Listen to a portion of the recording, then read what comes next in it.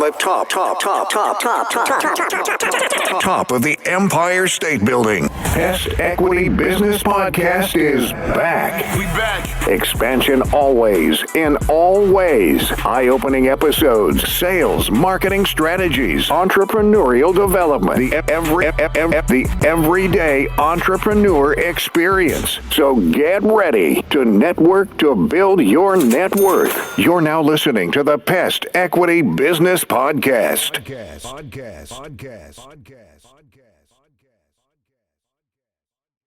Welcome all and welcome back to another great episode of Pest Equity Business Podcast.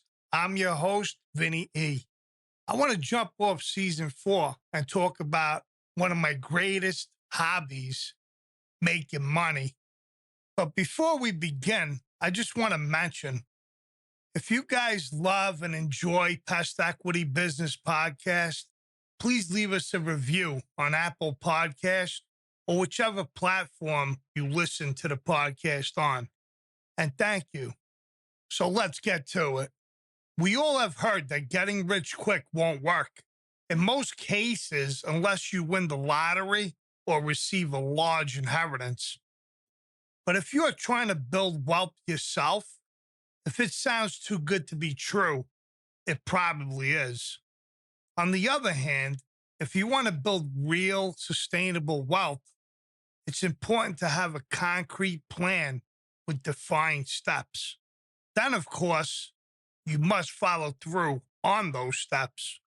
In other words, it's not enough to have a vague goal of wanting to be rich without specific steps to help you achieve your goals. You won't be able to move forward, or worse, you may even move backwards. Thankfully, as an expert, I'm going to provide you with the best tips for building wealth, which you can turn into actionable steps. Now, depending on how you define it, you may not be rich in 5 years, but you certainly can set yourself up for success and be well on your way long before then. Let's talk about building wealth. You must know where your money is going. Knowing where your money is going is the first step of any successful financial plan. If you don't know where your money is going, it may be tough to put it to better use. Typically, this step would involve setting up a budget, but I have a different take. Now, I'm not recommending massive spreadsheets here.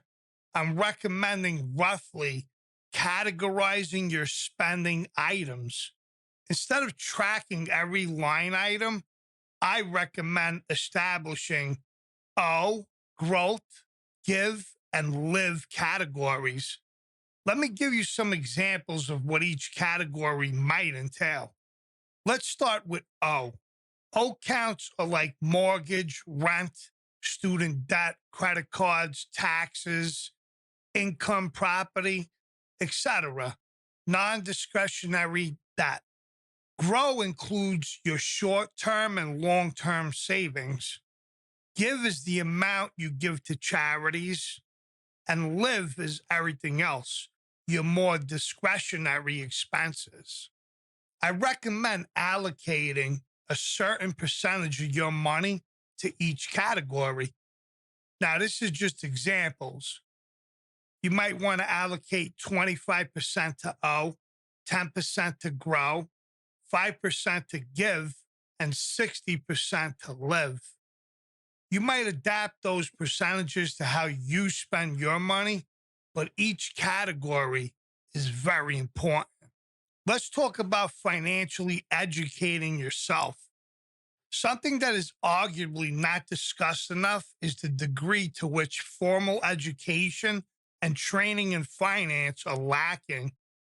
Everyone needs to know how to manage their money, but many people have to learn the hard way, only after finding themselves in precarious financial situations. Many things are taught in schools, don't get me wrong. However, they do not educate you on how to become financially independent. I recommend studying various aspects of finance, from how to boost your credit score to interpreting profit and loss statements. You may study money in a variety of ways. The first and most important thing is to read books. Hundreds of good books written by millionaires, billionaires, and successful leaders will teach you a great deal about money. Let's talk about paying down debt. Once you know where your money is going, your next step should be to aggressively pay down debt. In many cases, debt simply weighs people down and doesn't provide an ongoing benefit. Now, as sort of your financial advisor and wealth manager here, I want to say rich people borrow money only if there is an opportunity to earn more than they will owe on the debt. But buying the latest smartphone model with a credit card generally won't provide a monetary return. So if you have this sort of debt weight, I recommend working on this in your O category. Refinance your mortgage if you can. Reduce your interest rate. Cut up credit cards so you spend more intentionally. Add those reduced O dollars to your grow dollars. This next one is very important. Have multiple sources of income. The mainstream approach to covering one's expenses is to find a job, and in other words, a single source of income. But that is rarely, if ever, the case for those who are able to build serious wealth. Having multiple income sources not only raises the ceiling on the amount you can earn, but also eliminates the risk that you will lose all of your income if you are laid off. The majority of millionaires have numerous sources of incomes. Let me put emphasis on the constant flow of income afforded by multiple income sources. If one flow is interrupted, you still have other streams flowing in. In other words, you never have to rely on a single source of income. Always try to increase your grow category. Once you have worked on the previous categories, it's time to start building your wealth. This goes back to the categories with the grow area. I gave more detail on grow, though, as there are many ways to approach wealth building. Increasing the percentage you pay into a company-sponsored 401k plan or automating monthly contributions to a Roth IRA are a great way to make this happen. As your income grows, put half towards your growth percentage and enjoy the other half. This step has double benefits. You are building your retirement nest egg. More importantly, you are reducing your spending, so you will not need to save as much in total. Another way to increase your grow category is by committing a percentage of extra payments to savings. Let's take 10%, for instance, of a gift check from your uncle at Christmas and 10% of your work bonus, let's say. The earlier you invest, the more magic of compound interest works for you. I want to thank you all for tuning in to the first episode of Season 4 of Pest Equity Business Podcast. I want to thank everyone who's following us on Instagram, sharing the podcast, subscribed over on YouTube, purchased merch, etc.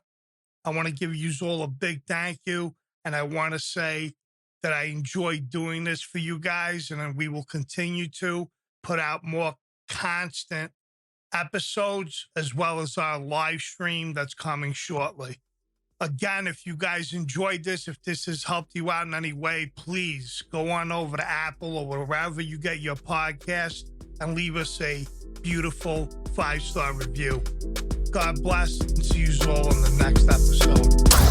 Thank you for tuning in to another great episode of Pest Equity Business Podcast. Be sure to share, like, and subscribe Follow us on Instagram at Pest Equity Podcast. Join the Facebook group and go subscribe to our growing YouTube community. Have a question or topic for the show? Want to be a guest on the show? Shoot us an email at pestequitypodcast@gmail.com.